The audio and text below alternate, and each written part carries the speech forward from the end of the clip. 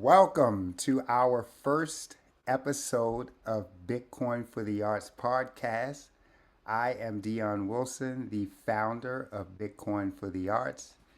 Bitcoin for the Arts is a 501c3 supporting artists with Bitcoin grants, workshops, education programs, art showcases, and partnering with theaters, art institutions, and art programs alike. So today we are going to start our showcase of artists who are here to share their Bitcoin journeys. So, as a new 501c3, one of the first things we want to do is begin connecting with artists who have found Bitcoin and allow these artists to share their journeys of how Bitcoin has changed their creativity and the process in which they create. So, our first artist that we have with us is a 3D VFX artist, a creative coder, the founder of Bright Hacks Lab Inc., a tech art startup in Vancouver. For many years, he rigged faces for major productions while growing his personal creative practice on 3dartist.it, exploring procedural art, pixel work, digital photography, and in late 2025, generative AI. Bitcoin orange pilled him by revealing it as the only way to preserve the long term value for his time and efforts, freeing him from his fiat erosion to build his lab and create on his own terms. Ladies and gentlemen, I would like to welcome Andrea Arghinenti. Thank you, Dion. Andreas, welcome. Thank you for having me. Yeah, this is great. Thank you for joining Bitcoin for the Arts as our first artist telling their story. So we are so glad to have you. Thank you for joining us today. So if you don't mind, just take a few seconds and tell us about you and what you do in art. Yeah, well, I've been a 3D artist for a long time, for about 20 years, and been working visual effects and games. And then I moved to Vancouver in 2016 to continue my career. And that's actually where I start learning about Bitcoin. And Vancouver is actually a big hub for Bitcoiners, and I go to many meetups, etc., and it's great. There are actually some core developers, etc. And yeah, that's when I started learning about it and learning more, learning more about what money is. And it was truly a little bit of a revelation for me because in I worked many years where creativity is a very intensive craft. To be creative all the time, to create art and to be like uh, under a non-stop deadline uh, type of routine. And for many years, I always thought like, okay, is this it? Like, it's is this how it works? Right, I don't right. like it to be honest. I'm like, okay, this is great because I love my craft, but yeah, I was having a hard time to sort of see like how I actually can personally last in that world for too long. And well, then I start like my Bitcoin journey, like everybody, you start like by a little bit, Mm-hmm. then you immediately ask yourself, okay, where am I? Like prices go wild, and then you sort of had to learn how to become an investor, how to what markets are, all that journey, which is also actually very interesting for me. It's been very interesting, and that led me in the end to go a little bit obsessive with it, and over the year, literally turning. Yeah, pretty much. I was before I was a saver. I've never really been an investor. Also because I come from Europe, and Mm-hmm. in Europe people don't really talk about investing, etc. And when I got here, like it's a whole different. Like everybody talks about investing. I do this, I buy this, blah blah, etc. And so that got me like into the journey. And it's been like exciting and thrilling. I mean, we all know once you get on the Bitcoin boat, how that Right. feels, right? And but so yeah, well, I'm still in there. I'm still So you stacking. found Bitcoin when you were in Vancouver in Yeah, 2016. Now I've heard that Vancouver is definitely huge in the Bitcoin scene, and you also your mayor is a Bitcoiner, from what I understand. it is. Yeah. So the mayor comes often to the Bitcoin meetups, actually. Yeah, he's a very nice person. It's very That, chatty. He yeah. talks with all the crowd, and yeah, he's trying to push for actually for the city of Vancouver to adopt Bitcoin as a treasury. We'll see. And we'll cross fingers. And So actually, that could be a really good thing. Yeah, it's because I last year I went to when was it? Last year? Yeah, to a Bitcoin event actually in Vancouver. It was a Bitcoin meetup. No, sorry, it was a 3 days event, and that was actually really nice because for the first time I realized actually more about the community aspect of it. mm-hmm. And I Okay. was profoundly inspired by it. After that event, uh, I really got out with this idea that Bitcoin truly can help the planet because the actual incentives that are attached to the fiat regime are so distorted. And once you start realizing all the chain of events, all the derivatives of that come from that type of world, you will realize, damn, we would be all better off. It's not even about like if you have bitcoins or not. Like it's actually society as a whole would be better. That's my personal take. So I really became extremely vocal about actually how Bitcoin is good. Yeah, and that's when you start losing friends as well, which is an experience every Bitcoiner goes through. Exactly. I know exactly how you feel when you say that. So, I mean, you found Bitcoin and you understood that the fiat system was literally depreciating your value, and you found that you weren't able to create in the manner that you wanted to take time and be creative because the system you were in was devaluing you. So time preference became an issue. Yeah. And that's one key point that I like to zone in on when talking to artists about Bitcoin is the time preference that the fiat system takes away from you, which ultimately really takes away from your creativity. So once you figured that out and that element of Bitcoin, what would you say, what challenges or breakthroughs have you encountered since then on your Bitcoin journey?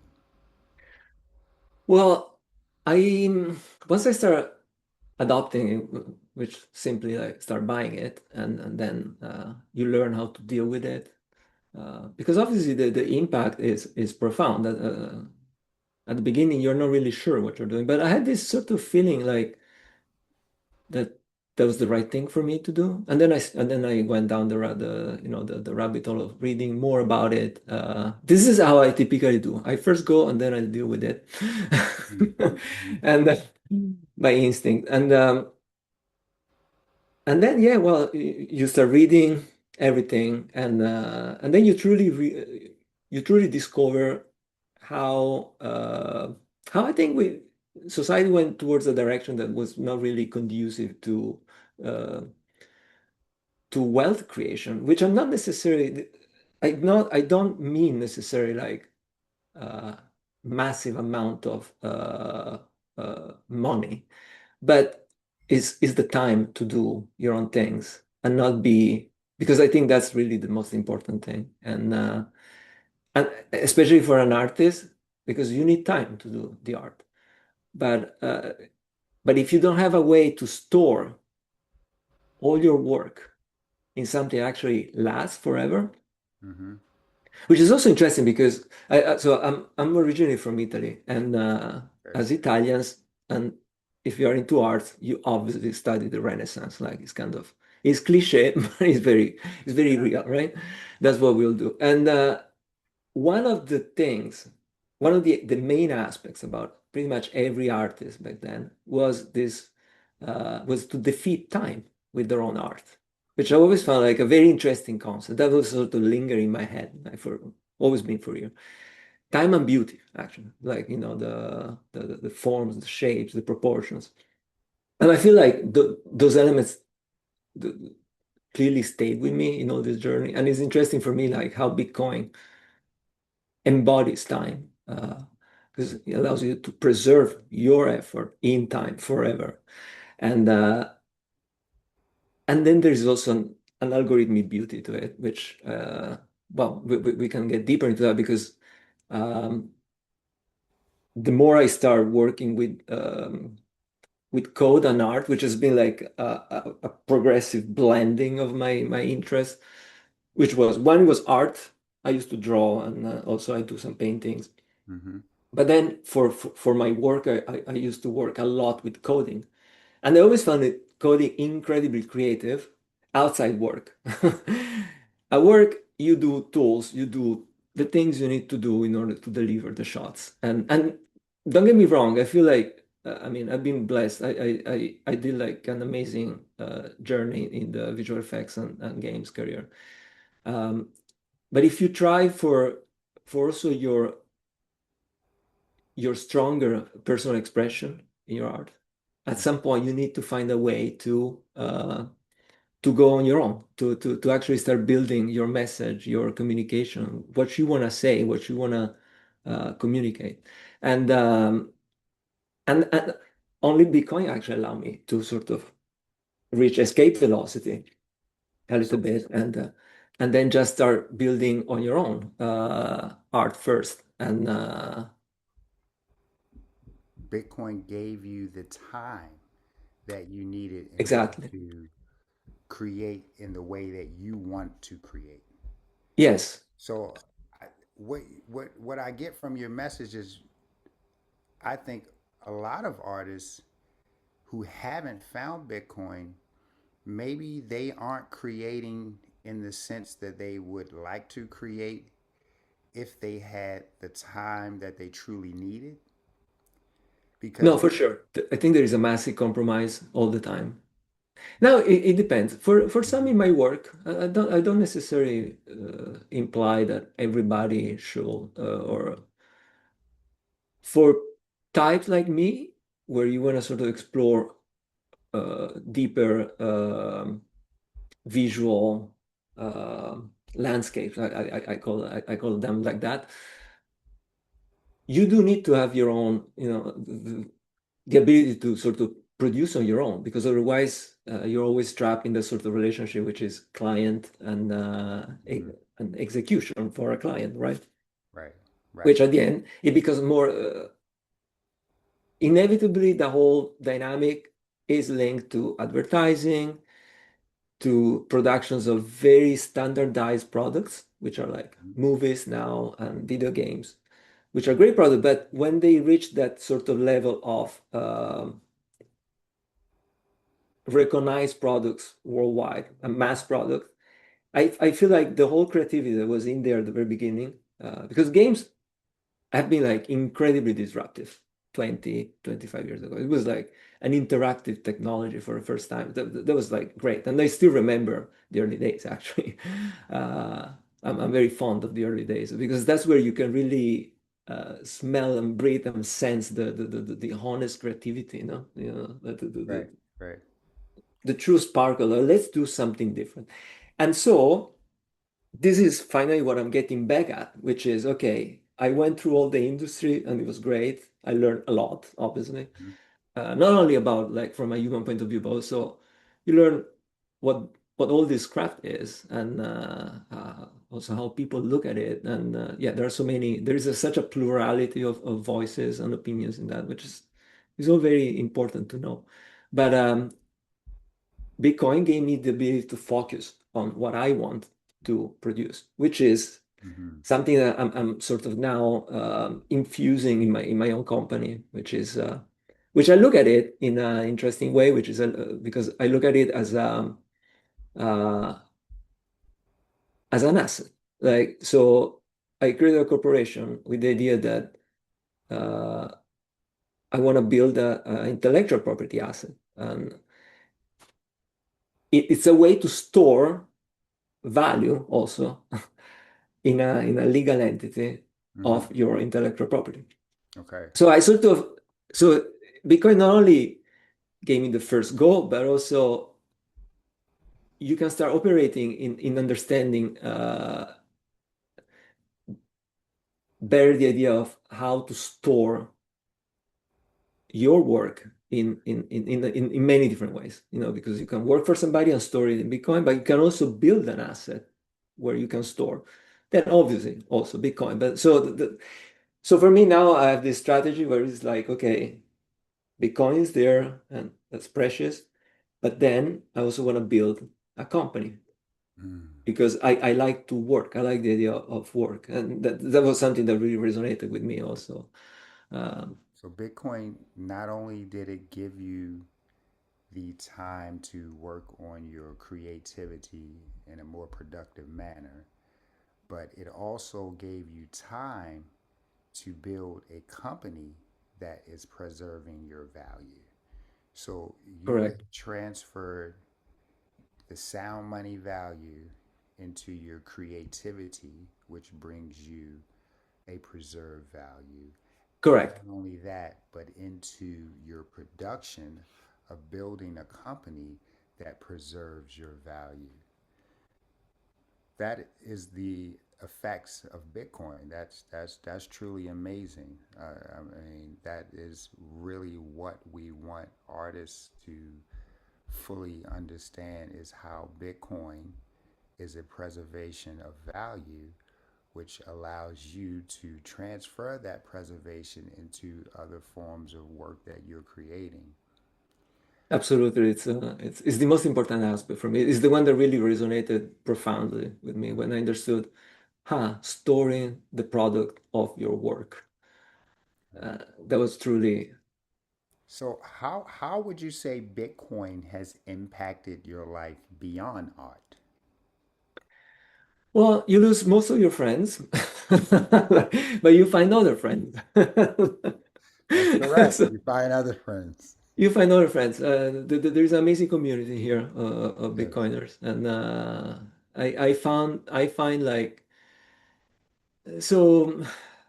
Mine is not a complaint. I feel like it's it's a paradigm shift once you start really truly embracing it, not just as, oh, I bought some Bitcoin and I'm also investing in these other 15 assets Mm-hmm. randomly, right? That's one way, which fair enough. I mean, everybody has his own tolerance and preference. I don't blame anybody, to be honest.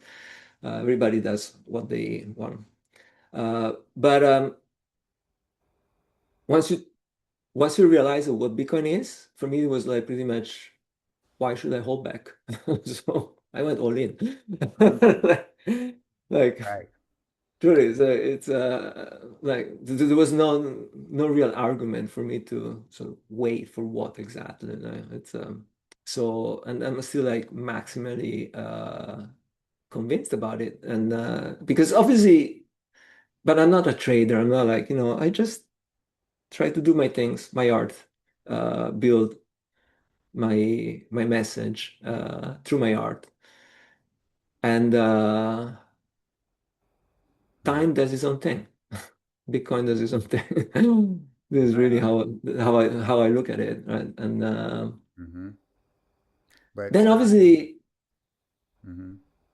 with the company I'm building, I I start a new journey, which is storytelling, story writing. Um, Actually, maybe I'll share some slides to it's easier to Absolutely. We understand. can, yeah, that was what I'm going to get to is if you could tell us a little bit about since finding Bitcoin, how has it changed or drives your creative process? Okay, I prepared some slides. It's a little bit of a quick journey. I realize Well, a long time has passed, and since I start, and that's actually where I start from. I'm, I'm That's a where you true started. nerd. Okay. ZX Spectrum. That was a thing in Europe mostly, Mm-hmm. because in North America it was like more probably more the Commodore. It was from the UK, this thing, and it just landed in Italy. And I remember my father buying it. Uh, Okay, and so tell us a little bit more about this for viewers who may not have any idea what this is.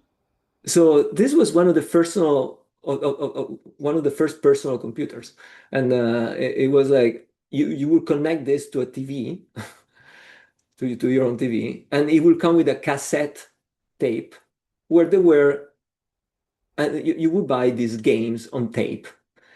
And I was amazed because every time you would load these games, Mm-hmm. the loading very often will break. And that's where I had my eureka moment. Like, damn, you will see the code. So I was like, oh, whoa, whoa, whoa, what is this? You see the code, and then I start like doing my own things with basic programming, like actually literally basic, the language, everything like circles, randomized colors, and I was like amazed. I was like, wow, this is wild. I loved it. I pretty much fell in love with all the computer graphics thing back then. Okay. Um, but then I changed a lot. I went through a whole different journey in the 90s, which was music. I Okay. was like, as every kid in the day, I used to love Nice. rock and roll, and what you do, a band, right? And I went on in all the 90s. That Okay. was all in Italy, by the way. All Almost in Italy. pre-internet.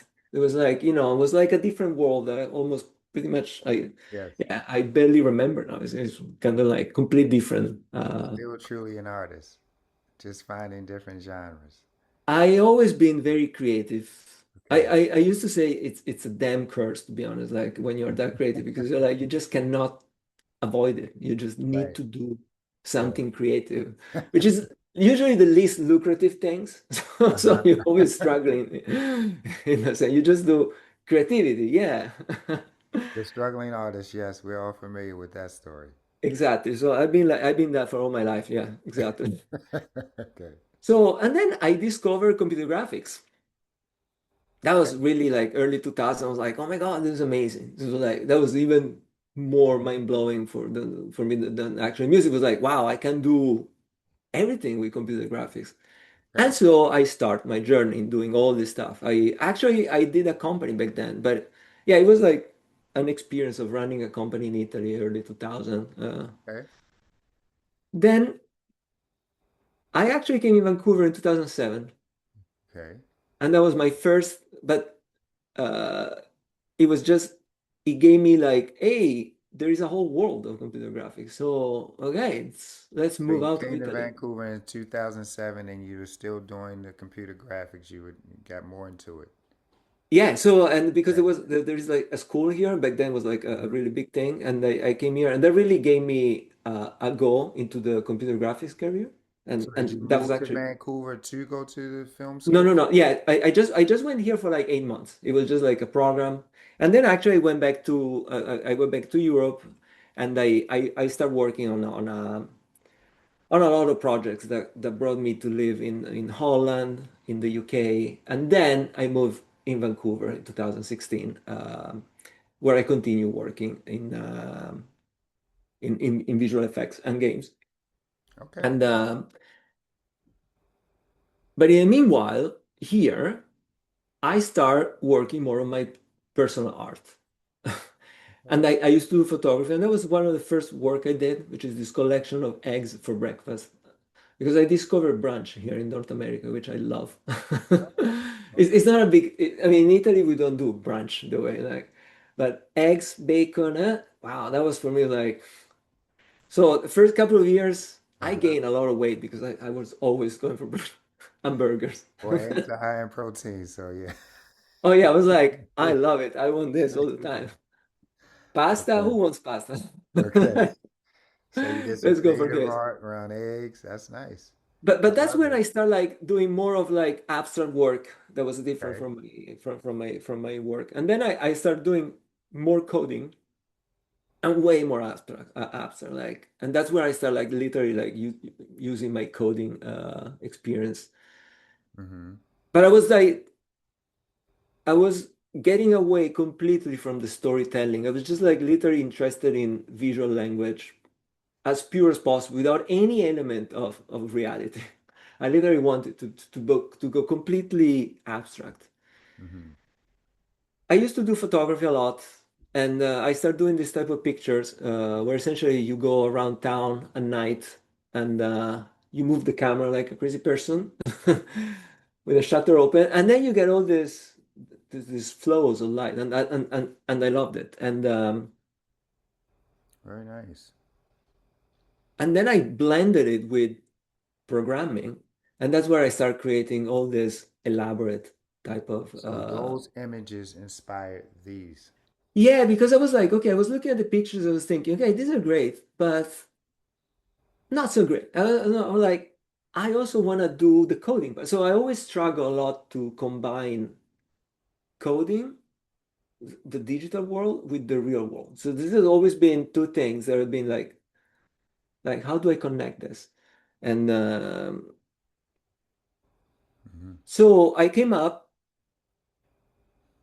with in a moment where I took like because in around 20 when was it 2020 2021 I start getting more and more a little bit to a breaking point with my job. I was like, I really don't want to do this anymore. Okay. I was already a Bitcoiner there back then, but still I wasn't really still Mm-hmm. uh, sure about what that was there. So I got Bitcoin, okay. But then I was still thinking I need to work and this and that. But then I took like some months off and I started like doing more about my art. And that's when I came up with this more heavily solutions about using Python programming, Mm-hmm. which is a programming language, Mm-hmm. and my photography. So this blends a little bit the idea of performance, the photography, and this this coding aspect that I always love and I always wanted to. And so this was like a quite a big breakthrough for me. Um, So would you say Bitcoin inspired this transition in using coding into your art? no, so not in a way, not yet.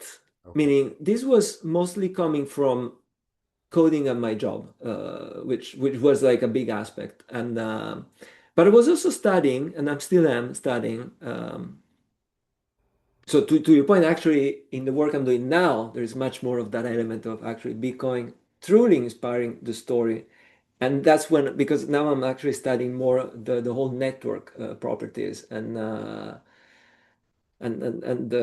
so essentially I'm going deeper into the Bitcoin. Back then I was still like those two worlds were still separate, right? They were still like, okay, I do my art as a hobby. I have my job that I can't stand anymore because it's just like very, very draining. And then I was getting obsessed with Bitcoin because that was reality. Because things start, you have like some money and you're like, okay, 1% Bitcoin. Then you know what? I think I need more. So you start like going, let's 5, let's 10%. And then you start like you quickly become like, okay, I'm fully into Bitcoin now. And Right. You and start how do I move small. forward? So this is a little bit of a segue experiment where I also, again, in my struggle to connect the virtual world with the real world, I start printing and doing experiments on printing these things, this work of art I was doing. And it's still just an experiment. And well, I had a good Bitcoiner friend of mine that was interested in buying and in Bitcoin, and because that's what but then I didn't pursue because actually I have it in my place because I like it so much. But that's when I start injecting elements of the Bitcoin sort of ethos and the whole idea of scarcity because essentially when you print art, you immediately realize, wait a second, I can print infinite amount of this. And they didn't like that. So that's Hmm. where I came with this idea. Okay, how I went down this rabbit hole of how do you make single copies and how actually can people trust you? So Mm. again, I was in this phase where Bitcoin and so the studying Bitcoin and doing my art was sort of bouncing back and forth like in this like okay, how do I align my art with also what I believe, which is now the scarcity principle, the idea of like because also the problem of art and especially digital art is that it's infinite. Right. And that is literally like shooting on your own feet because and So, that's actually is the key problem of a lot of digital artists. Then NFT came, but I didn't get on that thing because well I was more I don't know I what? minimally played with altcoins, Okay. just like literally minimal amounts, like $1 to just for fun, just because I do like the technology, but I always thought like this is not gonna last. So this is like and however, I do believe the the idea of non-fungible token in a digital world is important. I still do believe that. And I'm trying to understand how to adopt it, but with the Bitcoin in the Bitcoin world, which is something also I want to talk more with the developers here in Vancouver. But so the idea here was like, okay, I'm gonna do limited copy, meaning there's only one of each of these work. Because you understood the scarcity Correct. property of But Bitcoin. then the problem is how do you enforce that in real life? Right. So, in your art world of being a digital artist, I would imagine that is probably a real big challenge. Oh, it is because then, well, I came up with a solution which is essentially a trust me solution. That's the only way you can do that in the real world.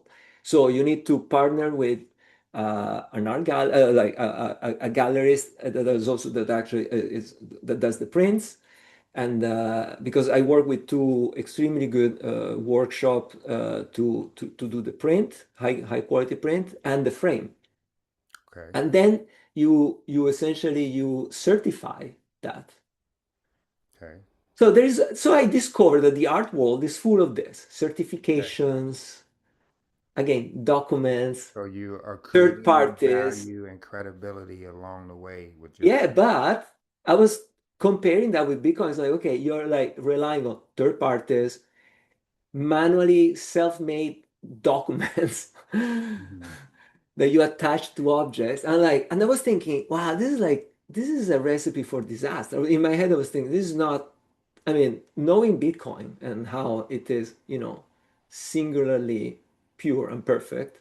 Right. I was looking at this, I was thinking, there is no match here. There's never gonna, this is not gonna, it's gonna become, it's gonna always be a problem, you know. And then I talk more with artists and etc. And I realized, well, this is a dilemma. Like, how do you need to trust a third party? And again, and here this is what I'm saying. Like, Bitcoin starts sort of leaking into my real world with the ideas, and I start like more and more comparing Hmm. my ways of doing things with the Bitcoin ecosystem. And I was thinking, damn, Right. art is no match. You need third parties. You need to, trust these, like that actually verify these things. And so it becomes like, wow, the simplicity of Bitcoin again was sort of winning. It was a win. And because of your genre of art, you really understood the magnitude of it.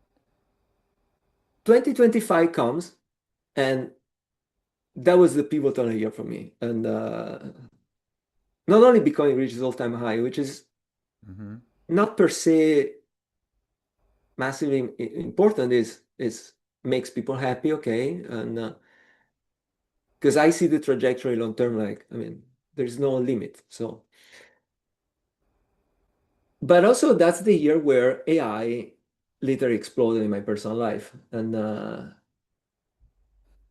now we're all talking a lot about AI, Bitcoin AI, and I feel like yeah, absolutely. In the world of AI, where essentially everything becomes zero cost, Mm-hmm. again, the only energy-based unit of account will win. So I became like, I mean, to define my bullishness is like, I mean, it's not even about the fiat value for me. It's literally about the principles that define this protocol. So would you say Bitcoin and AI is going to generate a decentralized world?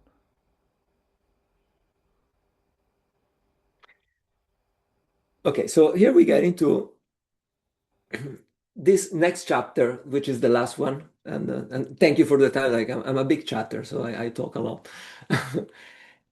which I just started on the 15th of October, 2025. I decided to open Bright Hacks Lab Inc. So this was this is the result of a year-long brainstorming with Grok, the XAI uh, Mm-hmm. um, AI, and where essentially I went into like a massive brainstorming of a lot of things that in my head, like art, digital art, Bitcoin, AI now because I started like playing with AI and I was thinking, damn, this is I love how actually it can be extremely creative for artists. Like I'm not like one of those artists that say, oh no, that's terrible. No, it's actually incredibly good. But there are some there are several things to keep in mind with AI. So, and that's where as a company I learned and I adopted So how would you say in your in your genre of art of doing digital art and pixel work, you have found a use case of using AI to better your art? Now, what do you say to the artists such as the film and theater industry who are right now are they're disputing AI because it feels like it's going to replace them? that just like it happened uh, already with the 3D, with the visual effects world, Mm-hmm. some crafts are going to be, let's say, are going to evolve, to change, to mutate with the tools they use. But the essence of storytelling is still there. It's not changing. And that's the key. This is the most important thing. Storytelling hasn't changed in millennia. And it's the most important thing for humans, as humans, because we do reason around storytelling, around stories, around symbols, around language, and that's and that's crucially fundamental. And and this is where I managed to now start a whole new chapter of my life, which is Brightex Lab Inc., where I found a very interesting Bitcoin parallel that I was explaining because there is this problem about the, a lot is being said about generative AI, this and that. The reality is, if you go look, things are very clear also from a law and legal point of view. You cannot copyright anything like generative AI unless you prove that you put work and human direction. Mm-hmm. Which I'm like, well, that's actually, I like this. It's not a bad thing. So if you want to create value uh, in a world of abundance, you need still, yeah, one is there is a protocol, but that's one thing. But then with your work, you can, but you need to essentially prove the work. So again, I found like very fascinating to find again this parallel with, oh, there we go, Bitcoin proof of work, of course. Yes. Mm-hmm. It's it's essential, the proof of work for Bitcoin and for humans in doing what we do, in showing that we have we are pursuing a direction where we want to follow up with an intent. So I found that very important, and this is essentially is the ethos of my company. Is it is proof of work, proof of human work in conveyed in this work of art that I do uh, And using generative AI. you are the generating. everything from AI, but it's all based upon your direction, your input. Correct.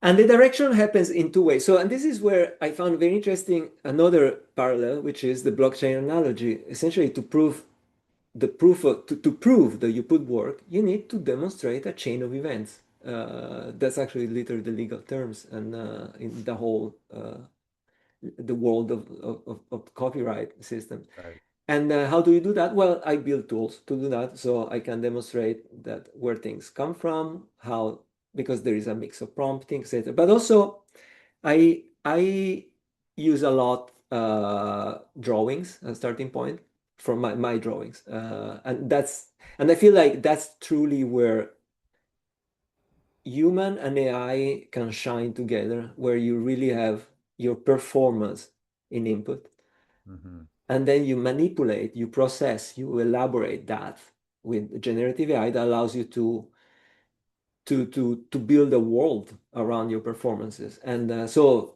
again, human is at the center with all the beautiful activities we do as humans, which is from drawing, singing, dancing, performing our movements, and so it becomes. So when I realized that, I'm like, well, this is just beautiful, and it comes to probably the last concept to me, which is beauty for me is a founding principle.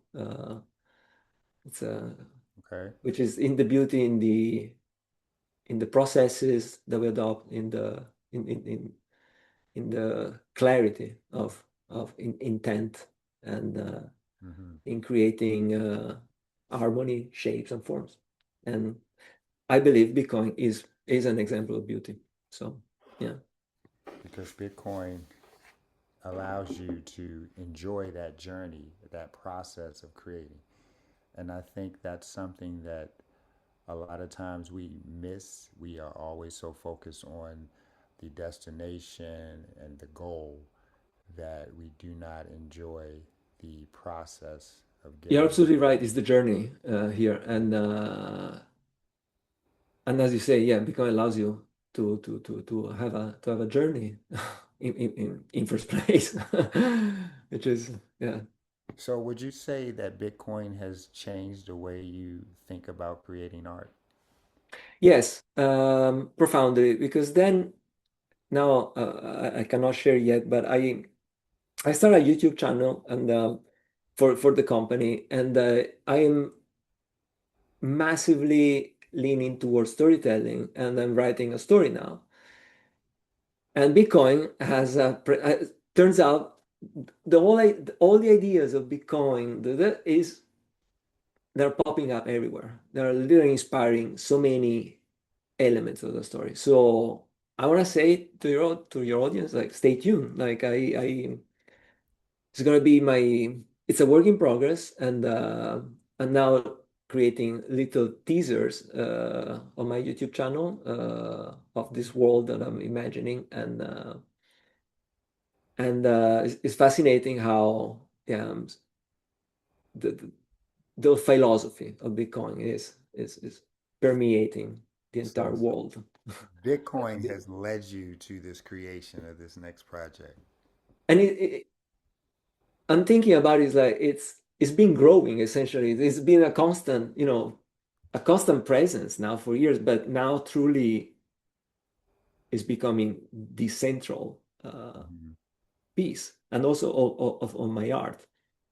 Okay. And now, especially specifically in the storytelling, it's so yeah, it's a fascinating journey, and how it turns your brains upside down, and you become a believer of it. I don't know. In what ways has Bitcoin enabled greater financial independency or innovation in your artistic career? So it gives you a little bit of peace of mind. At least that's to me. I know it sounds bizarre to say this, considering that No, not Bitcoin at just went all. down 50% in the last, what, 3 months. But the reality is, long term, is the only thing that gives me peace of mind and gives me the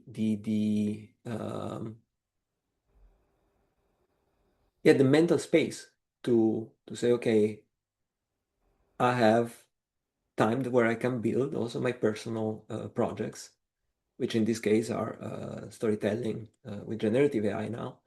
And yeah, without actually, I will not be that convinced that I can do this. So, what would you say was the thing that made you comfortable with the day-to-day volatility in Bitcoin, getting over that Yeah, day-to-day?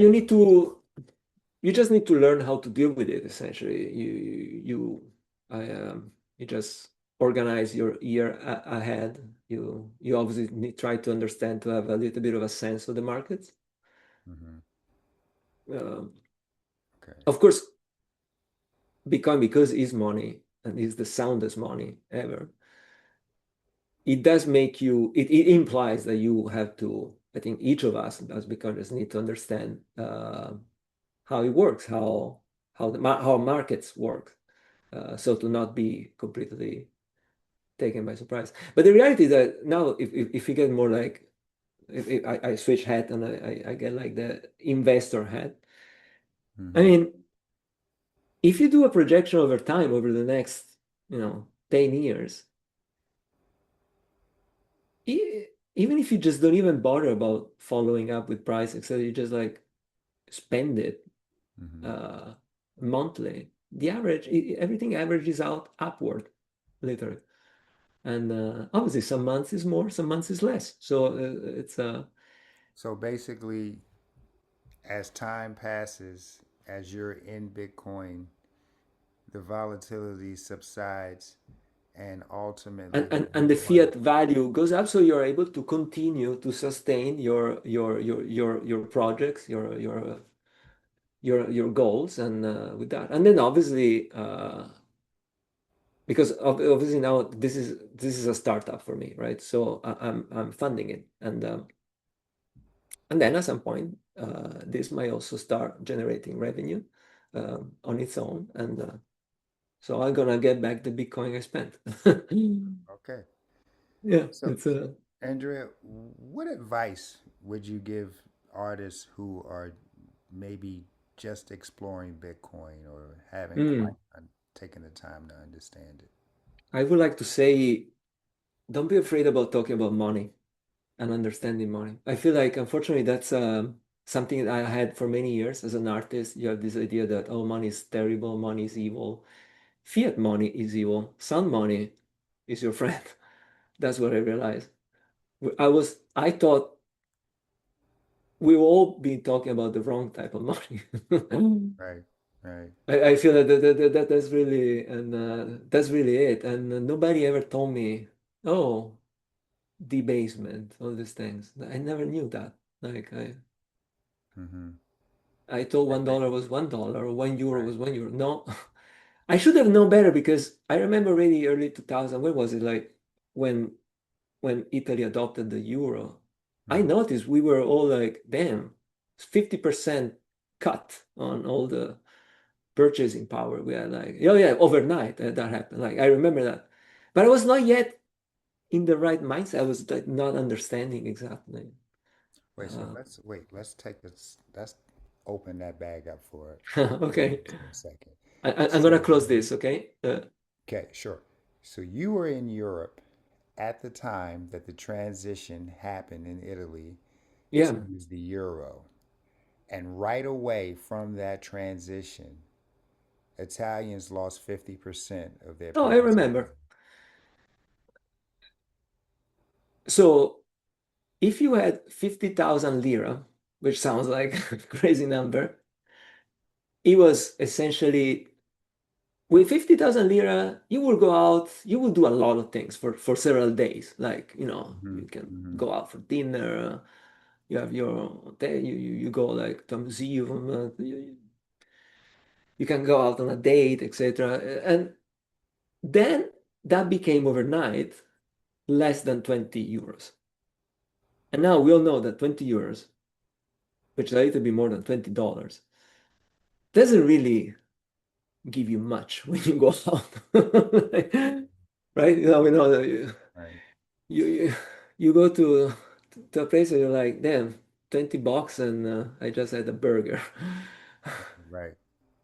And I and that happened overnight in Italy. I remember that. But I was still not like I I had no idea what happened. I was like, okay, this is, you know, You understood that your value went down, but you couldn't quite but you don't understand explain. why, and you don't know what to do about it, right? It's because unfortunately I didn't have an education in financial things, and so it took me a long time for myself to actually understand. Everything I learned by myself, literally by buying equities and crypto, Bitcoin, Mm-hmm. and then just finding yourself in the middle of the ocean with storms coming because you're like, damn, things are going up, down, down a lot, up a lot. What's going on? Yeah. And then you need to sort of understand your whole how to deal with that. Mm-hmm. And that's a different journey that I had to do. Yes, it's been predominant in the last years, but because now like okay, it's part of the deal essentially. And But Andrea, that is exactly what led me to start Bitcoin for the Arts. Is that I know that, like you and myself, most artists, we spend so much of our time investing in our craft that a lot of us do not take the time to understand the financial system and all the exactly. other systems that we are all bound to be a part of. So this is what led to me to start Bitcoin for the Arts because I really wanted to take the time to find artists like you who have found Bitcoin and allow us to teach artists who have not found Bitcoin why Bitcoin can preserve their value and allow them the creative process and time that they need to create the next renaissance in the world of the arts. And I like Andrea, this. It's a very good project. thank you. Where can our listeners and viewers find you online? Oh, I would like to. I'll share another thing. Let Mm-hmm. me. This.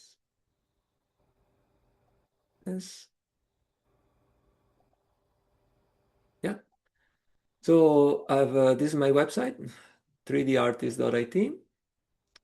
Okay. Then there is my company, and please follow me on my YouTube channel, which is Okay. the company channel. Which now I'm sort of focusing only on the company. So I feel like the 3D artist is still me, the person, but it's gonna stay there because I bought that domain 20 years ago. And I'm gonna keep it. There we go. I love it. It's yeah, Um, yeah. So like I kept it with me for all these years, and but now I'm definitely pushing a lot okay. storytelling and this story where I'm trying to tell a little bit about how